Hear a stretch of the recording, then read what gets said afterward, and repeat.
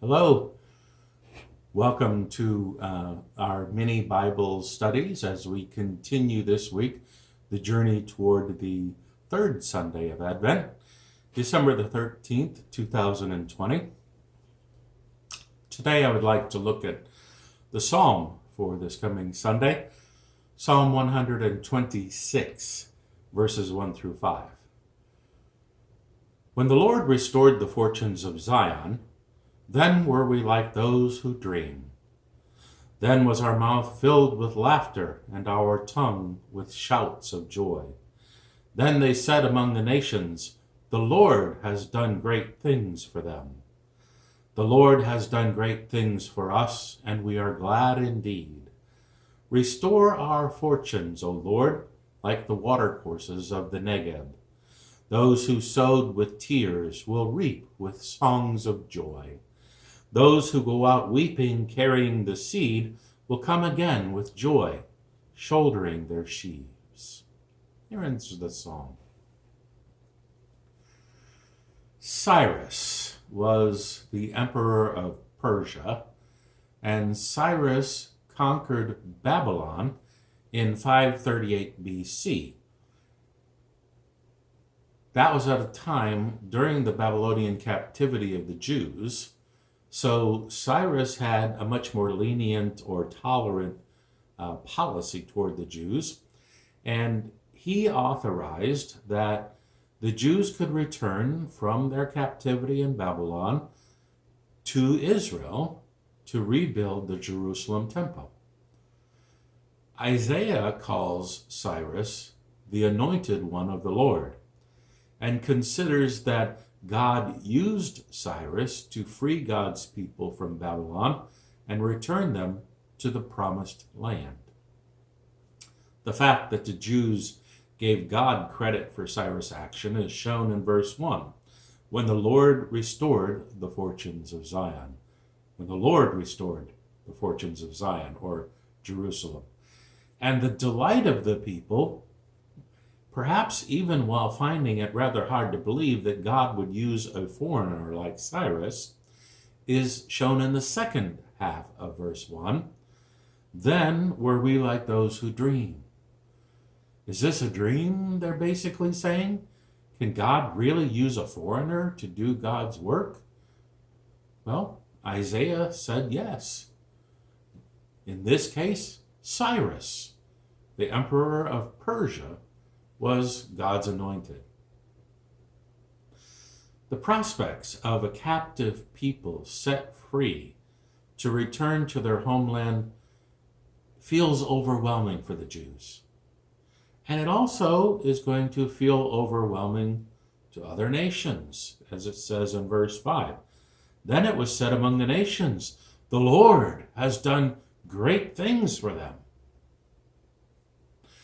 The generation of the Israelites that was taken into Babylonian captivity, as well as some future generations of people that were born while in captivity, had to live through approximately 70 years of oppression and slavery.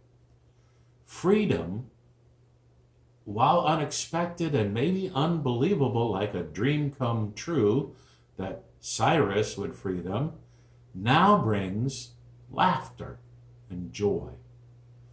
The Lord, all capitals, Lord, which is designated as Yahweh, the name God gave to Moses, the great I Am.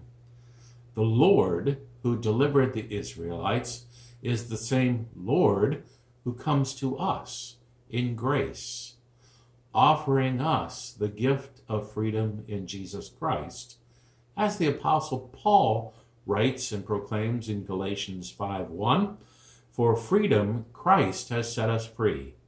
Stand firm, therefore, and do not submit again to the yoke of slavery." Of course, the freedom that Paul talks about, for us at least, is not physical prison. We're not captive like those Israelites in Babylon, as much as it is being set free from sin and death.